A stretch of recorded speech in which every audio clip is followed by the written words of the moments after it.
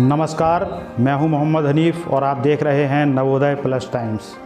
आइए हम बताते हैं आपको आज से धीरे धीरे खुलेगा देश, कहां कितनी छूट मिलेगी। आइए हम बताते हैं आपको। कोरोना वायरस के बढ़ते संक्रमण के बीच देश को फिर से पटरी पर लाने के लिए केंद्र सरकार ने 68 दिनों के लॉकडाउन के बाद चरणबद्ध तरीके से बंदिशें हटाने की घोषणा की है। 30 जून तक चलने वाले लॉकडाउन 5.0 के दौरान पाबंदियां सिर्फ कंटेनमेंट जोन में नजर आएंगी। अन्य जगहों पर सभी गतिविधियां चरणबद्ध तरीके से शुरू करने का काम सरकार करेगी। 1 जून से पूरे देश में कहीं भी लोग आने जाने के लिए स्वतंत्र हो जाएंगे।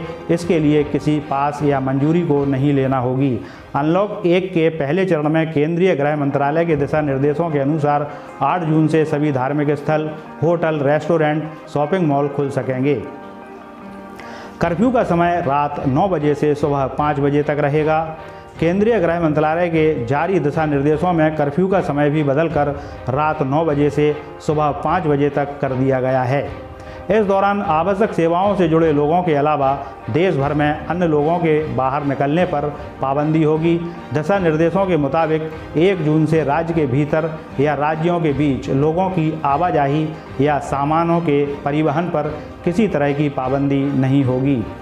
8 जून से क्या क्या खुल जाएंगे, आइए हम बताते हैं आपको। इसके अलावा 8 जून से धार्मिक स्थलों, होटलों, रेस्टोरेंट और शॉपिंग मॉल को खोलने की अनुमति होगी। दिशा निर्देश में कहा गया है कि स्कूलों, कॉलेजों, शिक्षण संस्थानों, प्रशिक्षण केंद्रों और कोचिंग संस्थानों को राज्यों और केंद्र शासित प्रदेशों के साथ सलाह के बाद अगले चरण में खोला जाएगा। इन संस्थानों को खोलने पर जुलाई में फैसला होगा। नया दिशा निर्देश ऐसे दिन आया है जब देश में संक्रमण और मृतकों के रिकॉर्ड मामले सामने आए हैं। स्कूल खोलें या ना खोलें, राज्य सरकारों को लेना होगा यह फैसला। अब ये राज्य सरकारों को फैसला लेना है कि वे स्कूल, कॉलेज और शैक्षणिक संस्थान खोलना चाहते हैं या नहीं। लॉकडाउन 5 में मंदिर, मस्जिद, गुरुद्वारा, चर्च आदि धार्मिक स्थल खोल दिए जाएंगे। तीसरे फेज में क्या क्या खोलने पर फैसला लेगी सरकार, आइए हम बताते हैं आपको। नई गाइडलाइन के मुताबिक कोरोना संकट की देश में स्थिति का अध्ययन करने के बाद ही international flights, metro rail, cinema hall, gym, swimming pool आदि खोलने पर फैसला लेगी। तीसरे चरण में ही ये भी फैसला होगा कि पब्लिक गैदरिंग वाले फंक्शन यानी पार्टी, रैली, खेल आदि को खोला जाए या नहीं। कंटेनमेंट जोन पर सिर्फ ज़रूरी सेवाएं ही खोलने की इजाज़त है।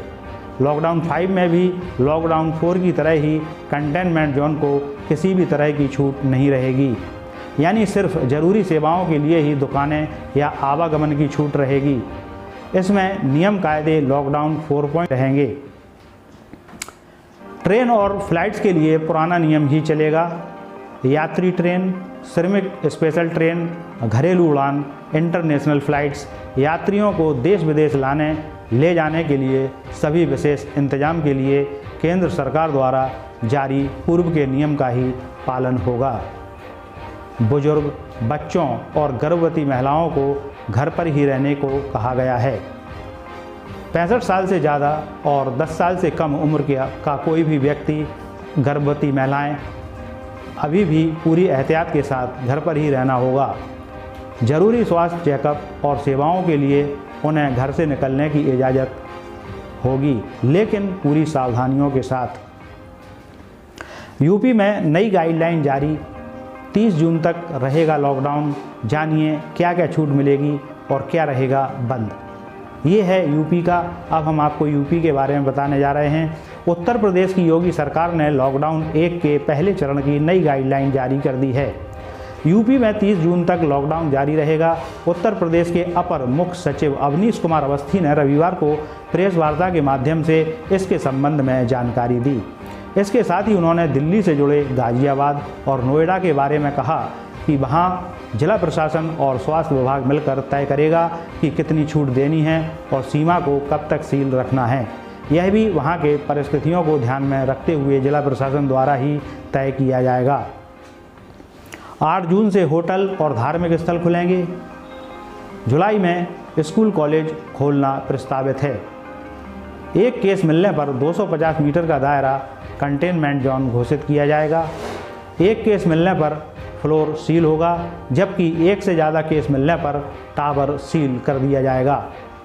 केस निकला तो घर के मालिक को घर का सैनिटाइजेशन कराना होगा। दुकानदारों को फेस मास्क, सैनिटाइजर रखना आवश्यक और अनिवार्य होगा। समस्त कार्यालयों में 100% अटेंडेंस होगी।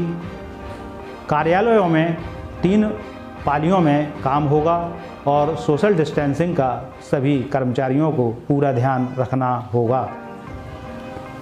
नाइट शिफ्ट में काम कर सकते हैं, लेकिन ऑफिस को पिकअप और ड्रॉप करने की सुविधा देनी होगी।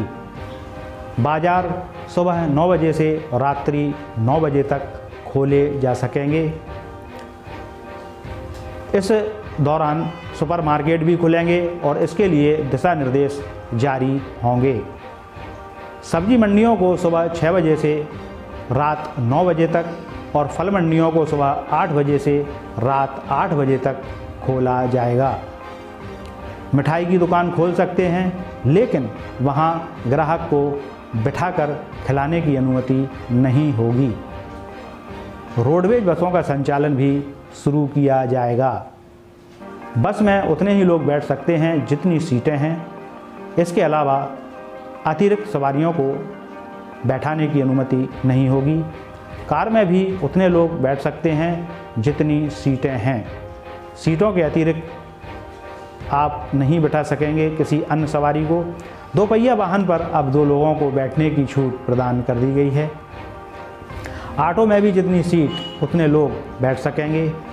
बाज़ार में सोशल डिस्टेंसिंग का ग्राहकों को पूरा ध्यान रखना होगा और गाइडलाइन का पालन भी करना होगा।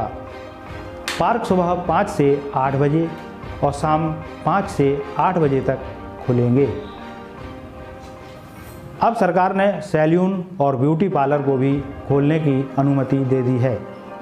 1 जून से रेल सेवा भी शुरू होगी। इसके लिए स्वास्थ्य विभाग की गाइडलाइन का ध्यान रखा जाएगा।